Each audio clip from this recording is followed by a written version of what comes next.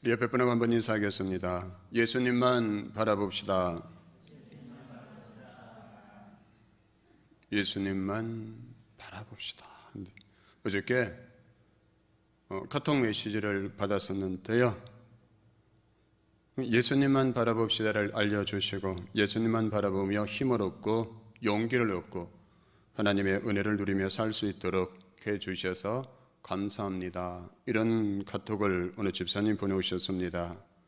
그분은 어쩌면 예수님 바라보기를 저보다 더 잘 실천하고 계시는 분인 것 같은데요, 우리 교회에서 내가 힘들다, 내 인생이 정말 힘들다 이렇게 말하는 분들이 있을 수 있는데, 저는 이분만큼 인생의 그 눈물의 골짜기를 지금 지나고 계시는 분도 드물 것 같습니다.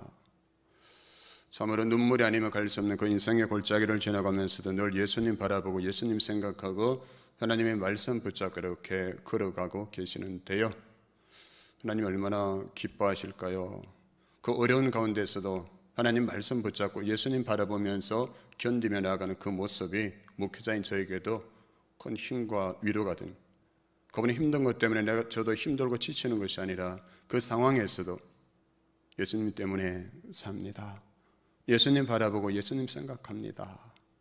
그렇게 고백하며 가는 그 모습이 목사인 저에게도 위로와 소망이 되고 있는데요, 여러분, 예수님밖에 없습니다. 예수님.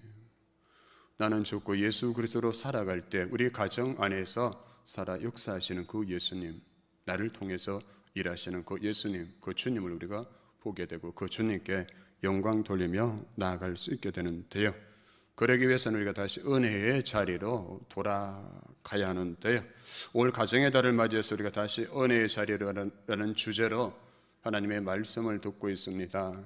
첫 번째 주일에는 자식의 은혜를 아는 부모라는 이 말씀을 통해서 자식은 내 소유가 아니라 여호와의 기업이고 하나님께서 우리에게 선물로 주신 자식이다, 이 말씀을 우리가 가슴에 품게 되었습니다. 또 두 번째 주일에는 무엇이었습니까? 부모의 은혜를 아는 자식, 그 부모에게 효도하자, 부모를 공경하자라는 그 말씀을 들었고요, 부모에게 효도하기 위해서는 용서하자, 그 말씀을 우리가 함께 들었습니다. 그런데 지난 주말에 어느 권사님이 저에게 전화를 하셨습니다. 그 권사님은 어릴 때부터 아버지의 따뜻한 사랑을 받지 못했고요, 그래서 버림받은 자식 같다는 그 마음, 그래서 아버지에 대한 많은 상처를 키우며 살아오셨고, 아버지가 돌아가신 지 오랜 시간이 지났지만 여전히 아버지에 대한 그 상처가 마음에 무거운 돌처럼 남아있는 그런 삶의 시간을 보내고 있었는데요, 그런데 지난 주일에 설교 말씀을 들으면서 돌아가신 부모님이라도 용서해야 한다, 그 말씀을 듣고 자기가 눈물로 회개하면서 아버지를 용서했다. 목사님, 주일날 그 말씀 듣고 제가 아버지를 오랜 시간이 지난 후에 이제서야 용서할 수 있었습니다. 너무나 감사합니다. 하나님의 은혜가 너무나 감격스럽습니다. 이렇게 기뻐하면서 전화를 하셨더라고요. 용서하지 못한 게 무거운 짐이 되고 그것이 우리 인생을 이렇게 묶고 두고 있는데, 그런데 그 짐을 내려놓으니까 우선 자기 마음에 너무나 큰 기쁨과 평안이 찾아오는 것이죠. 용서는 내가 할 수 있는 게 아니잖아요. 하나님이 주셔야 할 수 있다. 그래서 우리는 기도해야겠죠.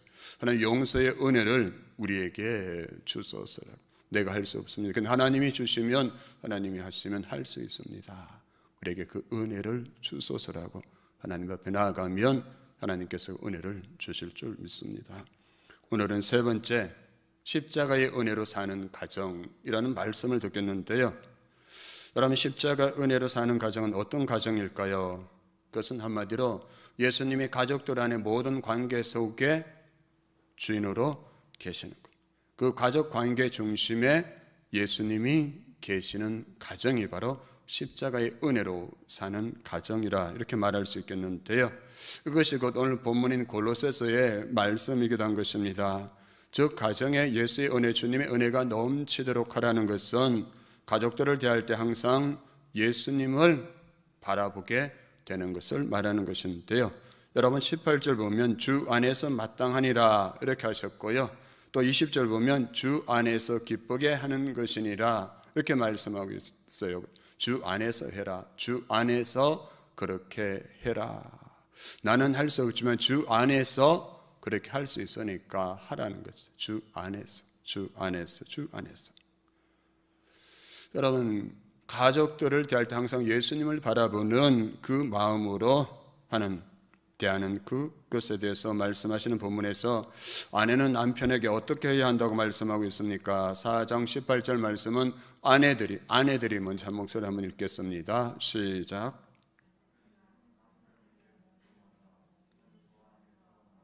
다시 하겠습니다. 아내들이 안 계시는 것 같은데 지금 남편은 하지 마시고 아내들이. 저희 친교실에도 들립니다. 큰 소리를 하세요.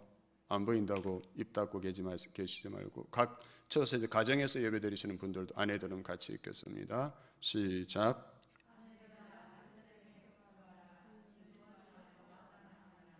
아멘.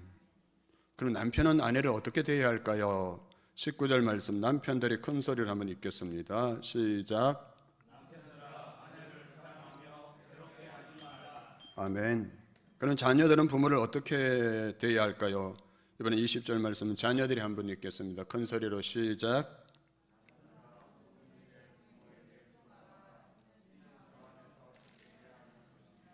아멘. 부모는 그러면 자녀를 어떻게 대해야 할까요? 21절 말씀은 부모들이 같이 한번 읽겠습니다. 시작.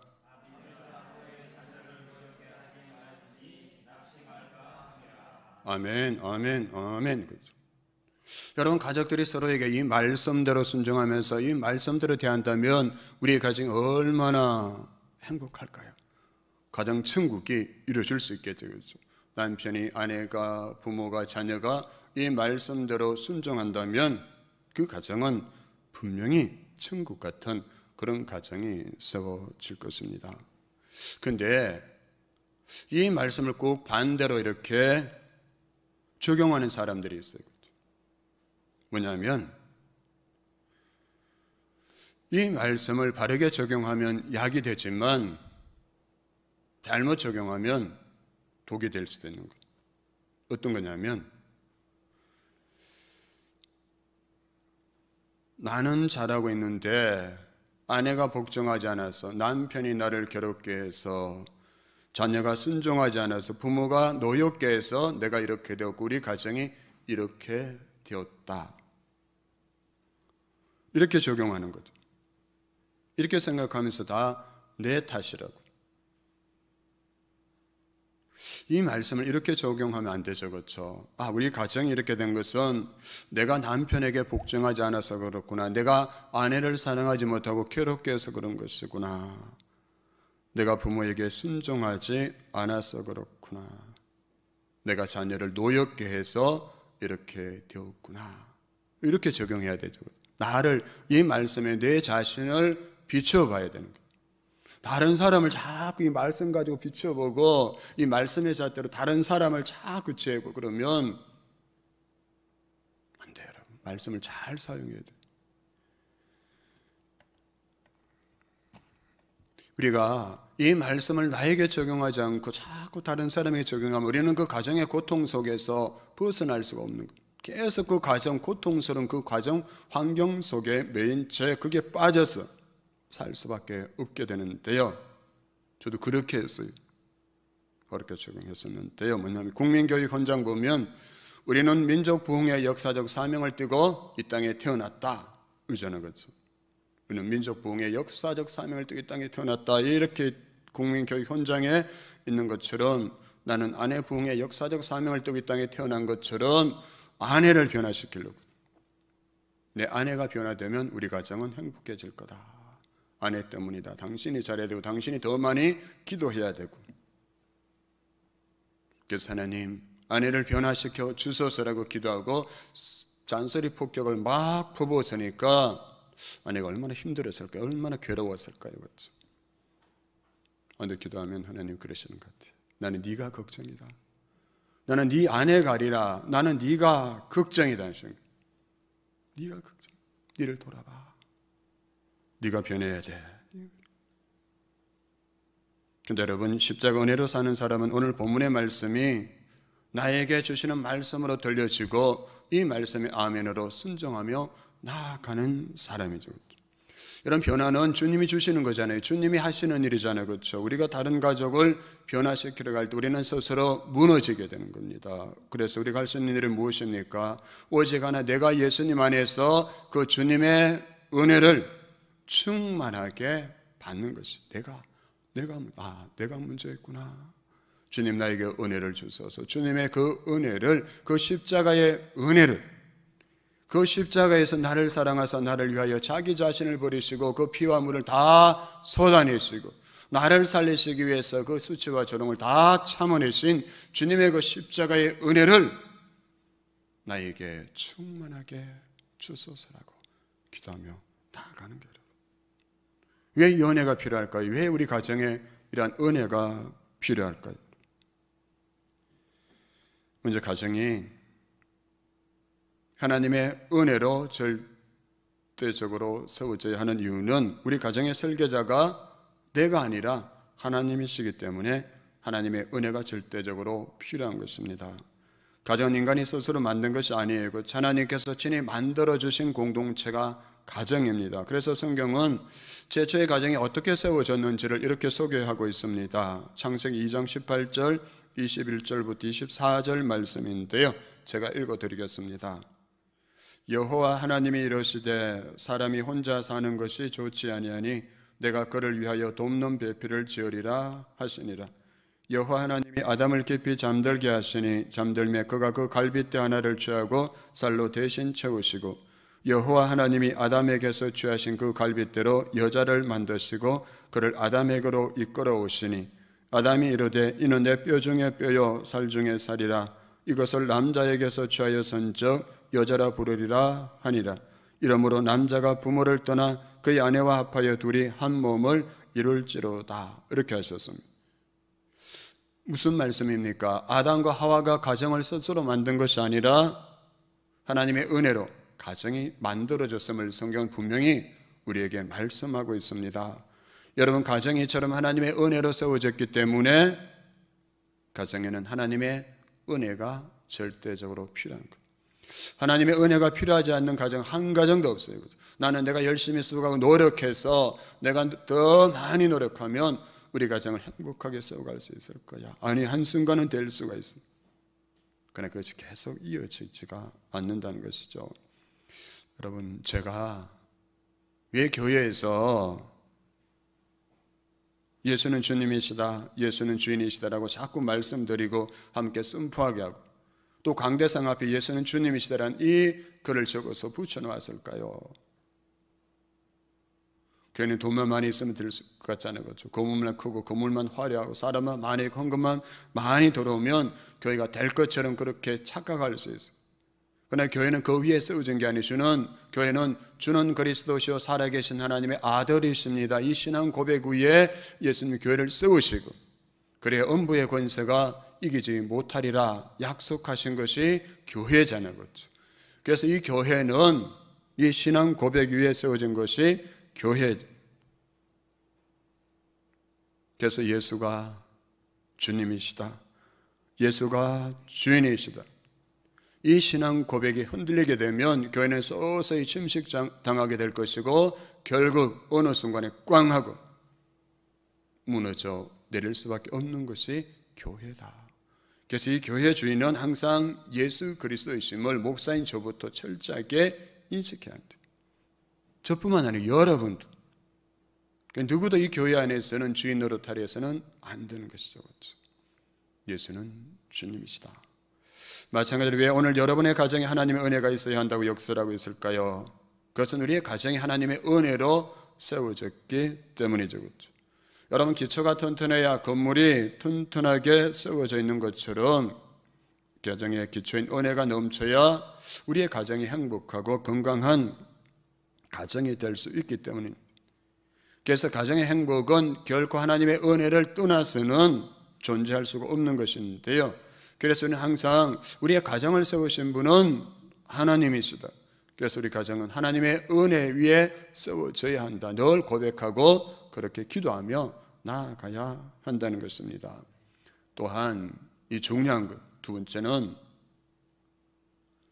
우리의 모습이 있는 그대로 드러나는 것이 가정이기 때문에 이 가정에는 십자가의 은혜가 있어야 한다.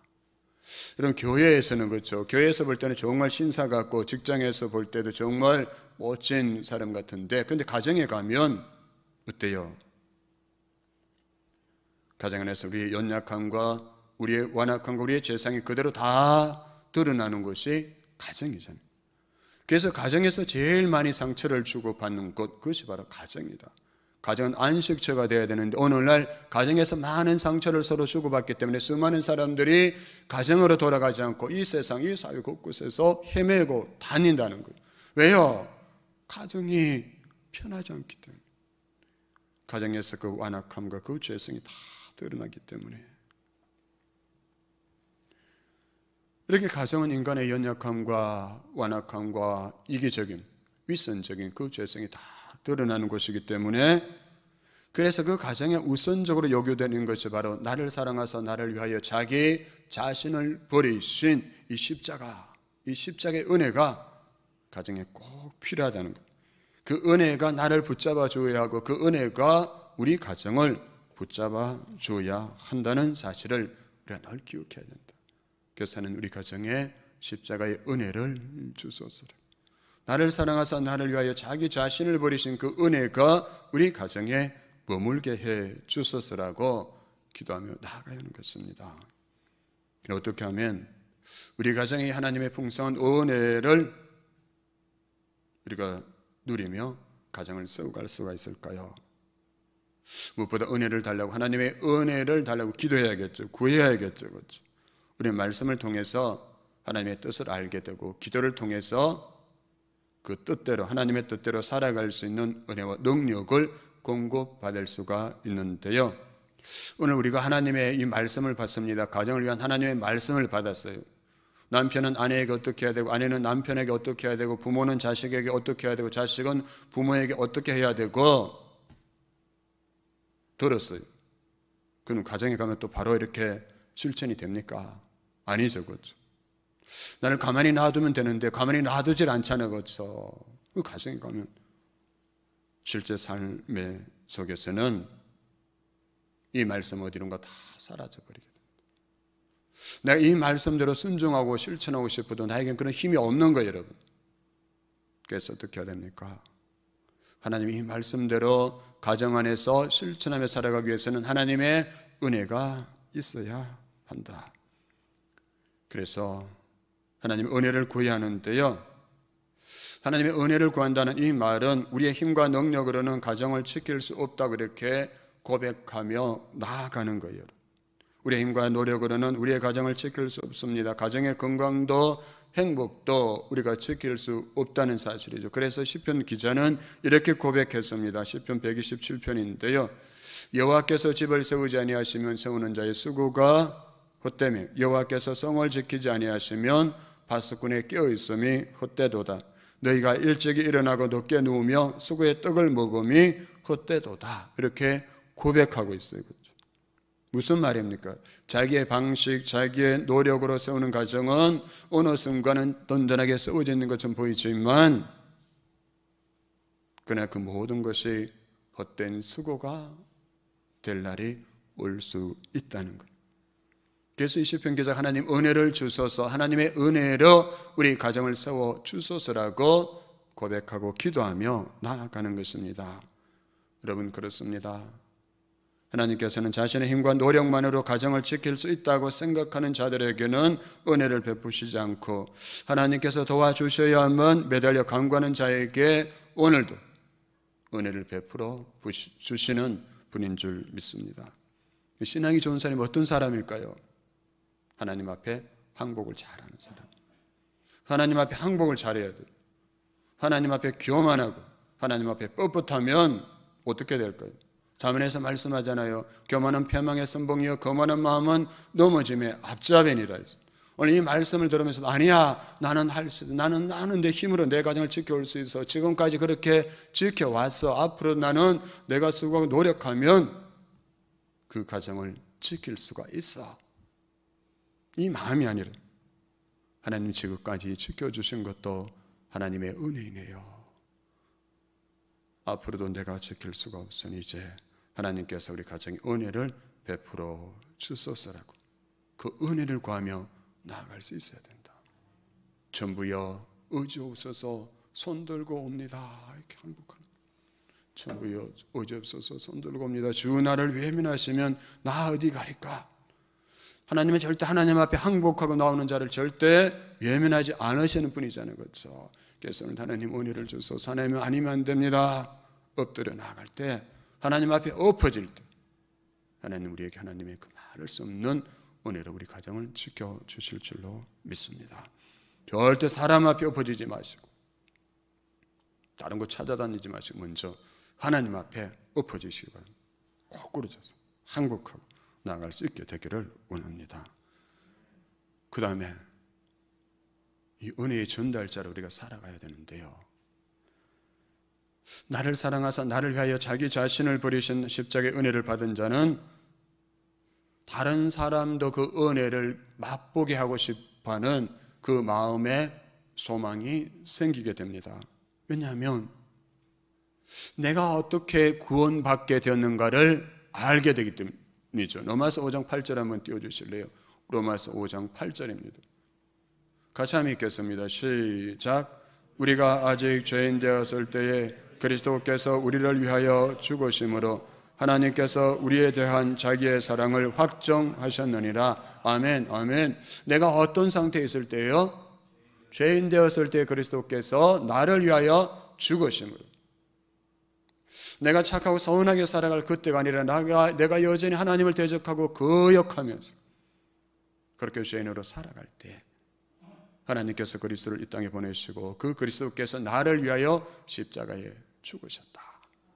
그래 저 십자가에 하나님이 나를 얼마나 사랑하시는지 확정해 보여주셨다. 아멘. 이 십자가 볼 때 그래서 그 사랑을 보게 되는 거예요. 그 사랑을 확신하게 되는 거예요. 저기에서.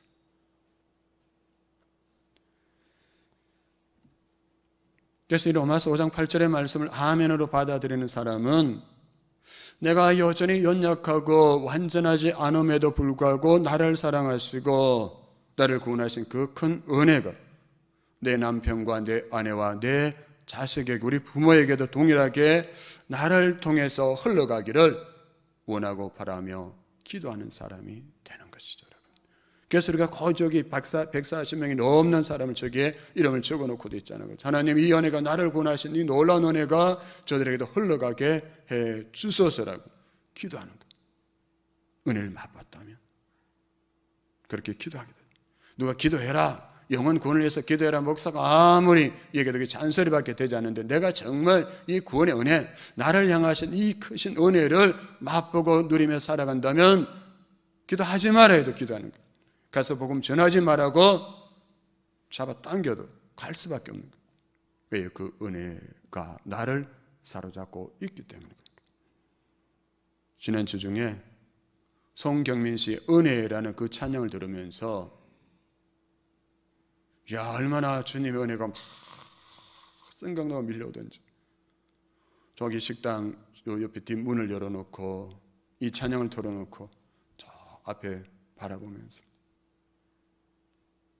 소나무가 있고 장미꽃이 피고 십자가가 있잖아요. 그렇죠? 대못으로 용접해서 세우는 십자가, 그 십자가 바라보면서 이 찬양을 듣는데 이 놀라운 은혜가 밀려오는 거예요. 그 가사가 이렇습니다. 내가 누려왔던 모든 것들이, 내가 지나왔던 모든 시간이, 내가 걸어왔던 모든 순간이 당연한 것 아니라 은혜였어. 모든 것이 은혜, 은혜, 은혜. 한없는 은혜, 세상에 당연한 것 하나도 없었던 것, 모든 것이 은혜, 은혜였어. 은혜. 그래서 금요일 날에 제 아내하고 함께 둘이서 여기 교회에서 이곳에서 출발해가지고 옛날 교회에 있던 그곳에 저 논길을 서동탄역 쪽으로 걸어서 거기까지 갔어요.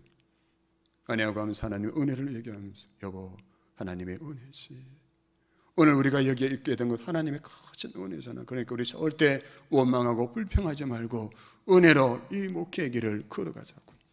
이 목회가 의무가 아니라 하나님의 은혜로 감당할 수 있는 이 길을 걸어가자. 갔어요. 가보니까 야, 얼마나 답답하게 느껴지던지. 지금은 그 앞에 있던 그 공터에 그 폐지 모든 그분, 거기도 이제 그 빌라를 공사하고 있더라고요. 그러니까 거기에 있던 그 폐지하고 뭐 고물들이 그 교회 앞으로 다 나와가지고 길거리에 쌓여져 있고, 옆에는 건물이 다 들어서 주차할 공간도 몇 대 없고, 그때 막 조물주보다 위에 있다는 건물주는 내용 증명까지 보내가지고 건물 빼달라고, 이사가달라고. 그래 1동탄 2동탄 다 돌아다녀 봐도 우리가 예배 드릴 만한, 우리 그 인원이 들어가서 예배 드릴 만한 마땅한 장소도 보이지 않고, 그래서 어느 집사님이 이곳을 알게 돼가지고 이곳을 보고 갔는데 너무나 크니까 거기 있는 것보다 새도 배가 되고 공간도 너무나 크니 처음에는 엄두가 나지 않았어요.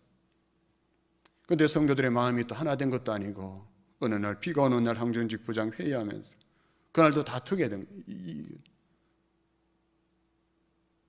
여기는 외진 곳이니까 사람들이 오지 않을 것이다. 그리고 거기 가면 그래서 이 건물의 새도 감당할 수 없을 것이다. 그러면서 막 다툰. 그래도 비가 오는데 그 다투는 가운데 항전직 부장 회의를 꺼내 혼자 이 논길을 걸어오면서 주님이 주신 땅으로 한 걸음씩 나아갈 때 수많은 적들과 견고한 성이 나를 두렵게 하지만 주님을 신뢰함으로, 주님을 의지함으로 눈물을 흘리며 비를 맞으면서 이렇게 걸어가서 아무 소리도 들리지 않고 아무 증거도 보이지 않는 사람의 소리만 가득한 그 상황에서 너무 마음이 아프고 힘들었어. 비를 맞으며 눈물 흘리며 걸어던 그때를 생각하면서 지금을 보니 얼마나 큰 은혜입니까, 여러분? 안 믿어질 거예요. 여기 이사 와서 하신 분들 잘 안 믿어질 거예요. 그래 그 현장에서 직접 경험하지 않던 분들이 뭐 은혜냐 이렇게 생각할 수 있어요.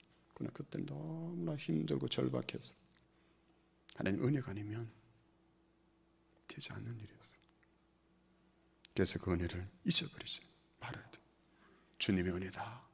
주님의 은혜.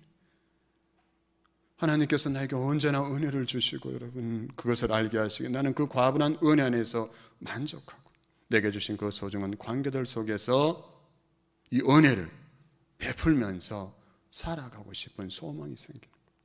이 목회하면서도 그렇고 여러분 가정에서도 그렇고 나에게 베푸신 이 은혜를 나누고 전하며 살아가고 싶다. 여러분 마음에 그 소망 있잖아요, 그렇죠? 없으세요? 있죠? 그래서 은혜의 파이프가 돼요. 은혜를 보내는 파이프. 옆에 분 한번 인사하겠습니다. 당신은 은혜의 파이프입니다. 당신은 은혜의 파이프입니다. 여러분 수원지에 있는 물이 내려와서 그 파이프를 통해서 수많은 곳으로 흘러가서 그 물로 사람들을 살리고 세워가는 것처럼 내게 주신 그 은혜를 내가 흘려보내는 은혜의 파이프가 되고 싶다. 그래서 그 은혜를 먼저 우리 가정에서 사랑하는 남편에게, 아내에게, 자녀에게, 부모에게 흘려보내고 싶다. 아내가 나에게 잘해주고 부모가 나에게 잘해주고 남편이 나에게 잘해주고 자식이 나에게 잘해줘서가 아니라 내가 이 값없이 주어지는 이 은혜를 내가 맛보고 알고 누리며 살아가기. 나도 이 은혜를 나누며 살아가고 싶어진다. 그 마음의 소망이 우리 안에 주어지는 거예요. 어느 남자 집사님 한 분이 얘기를 전하겠습니다. 이분이 사춘기에 저보던 딸에게 불만이 가득했습니다. 딸이 어느 순간부터 말도 잘 안 듣고요, 머리도 이상한 색깔로 염색하고 옷도 희한한 옷을 입고 다니는 거예요. 일찍 들어오라 그러면 더 늦게 들어오고, 어느 날 딸이 밤늦게 들어오는 것을 현관에서 딱 맞닥뜨리게 되는데요, 정말 마음에 들지 않는 희한한 옷을 입은 채 딸은 전혀 죄송하다는 기색도 없이 당당하게 들어오는 그 딸을 보고 집사님 화가 불같이 침을 흘리고 그래서 딸의 뺨을 세차게 때렸답니다. 그때 딸이 두 눈을 부릅뜨고 부들부들 떨면서 하는 말이, 아버지, 나는 아버지에게서 예수님의 모습을 한 번도 본 적이 없었어요.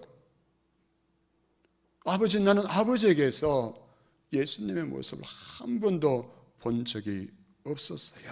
확 쏘아붙이고는 방문을 쾅 열고 쾅 닫고 자기 방으로 들어가 버리더랍니다.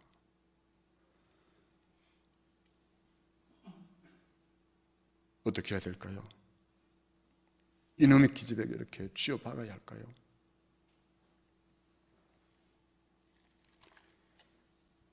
그 집사님은 그렇게 하지 않았어요. 아버지, 나는 아버지에게서 예수님의 모습을 한 번도 본 적이 없었어요 라고 대드는 딸에게 화가 났어요. 그러나 아무 말도 할 수가 없더래요.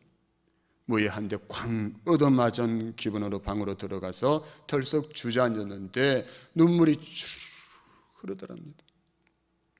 그러다가 통곡합니다. 그리고 마음이 조금 진정되자, 주님, 예수님의 모습을 갖지 못한 이 죄인을 용서해 주소서라고 간절히 기도하고 기도하다가 딸의 방을 이렇게 놓고 하게 되는데요,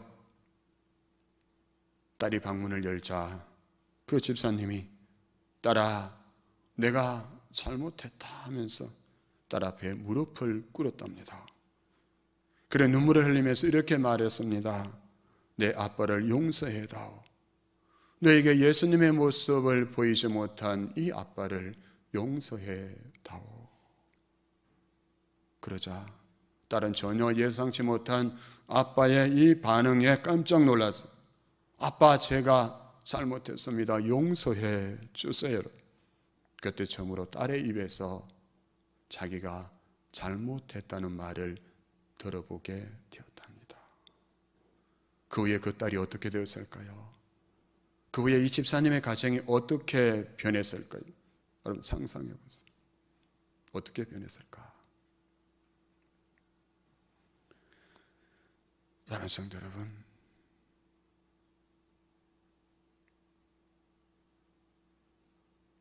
우리 가정에서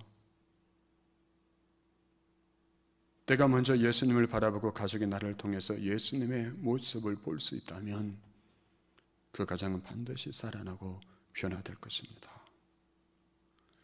내가 먼저 죽고 내가 먼저 예수로 살기 시작해 봅시다. 그럼 예수님이 나를 통해서 반드시 가정을 살리시고 변화시키실 것입니다. 우리 가정에 정말 이 십자가의 은혜가 넘치기를 원한다면 자신이 먼저 그 은혜 아래에 머물면 되는 거예요. 제가 부목사 때 정말 새벽에 나가면 밤늦게 들어오고요, 집에 들어오면 그냥 피곤하다고 뻗어버리고, 집에 와도 아내에게는 맨날 교회 이야기, 성도 얘기만 하는 거예요. 여보, 오늘 교회가 어떻고, 내일 또 교회가 이런 일을 해야 되고, 앞으로 교회가 이렇게 해야 되고, 또 어느 성도 이런 문제가 있었는데 기도하고, 뭐 이런 성도 오늘 또 신방 가야 되고, 내일 또 뭐 성도 뭐 집에 와서도 자식 얘기 한 번 안 하는 거. 아내가 어떻게 지내는지 좋은 얘기 하자고. 늘 교회 미친 놈처럼 그렇게 한 거예요. 그렇지 않아요? 너무 힘들더래요. 그래서 하나님 앞에 가서 저를 고발하기 시작했대요. 하나님, 제가 최 목사 때문에 너무 힘듭니다. 어떻게 해야 될까요? 교회만 미친 듯이 하는 저를 어떻게 해야 되겠냐? 내가 너무 힘이 든다고.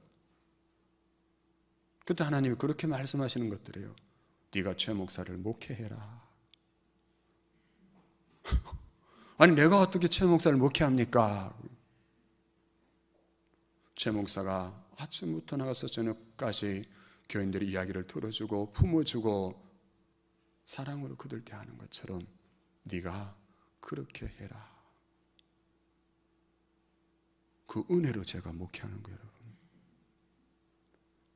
그래서 제 아내는 지금까지 저를 의심하지 않았어요. 그 교회에서 많은 사람들과 올려서 그렇죠. 교회 가면 주로 어때요? 여자 권산, 여자 집산 이런 분들은 늘 사역해야 돼요. 그래도 한 번도 의심하지 않고, 당신 지금 어디에 있느냐고 전화하지 않고, 당신 왜 안 들어와? 이 말 한 번도 안 했어요. 그래서 제가 얼마나 편하게 목회할 수 있었을까요? 왜? 제 아내가 저를 목회해 줬으니까. 십자가의 은혜죠. 한 사람이 그러면 돼요. 내가 다른 사람 탓하고 다른 사람 볼 필요 없습니다. 내가 오늘부터 내가 먼저 죽었습니다. 내가 예수로, 내가 십자가의 은혜로 살겠습니다. 이렇게 결단하는 한 사람만 있습니다. 한 사람. 내가 그렇게 했으면 좋겠어요. 내가. 마지막 요한복음 15장 5절 말씀 같이 읽고 말씀 마치겠습니다. 어떻게 하면 우리 가정이 행복한 가정, 천국 같은 가정 세워갈 수 있을까요? 같이 읽겠습니다. 시작. 나는 포도나무여 너희는 가지라. 그가 내 안에 내가 그 안에 거하면 사람이 열매를 많이 맺나니 나를 떠나서는 너희가 아무것도 할 수 없음이라. 아멘. 어떻게 하라고요? 내가 그 안에, 그가 내 안에 거하면 가정에 많은 열매를 맺느니라. 아멘. 중요한 다예요. 내가 예수님 안에 거하고 내가 십자가의 은혜 안에 거할 때 우리 가정에 하나님이 기뻐하시는 많은 열매를 맺게 하실 줄로 믿습니다. 이렇게 기도하겠습니다.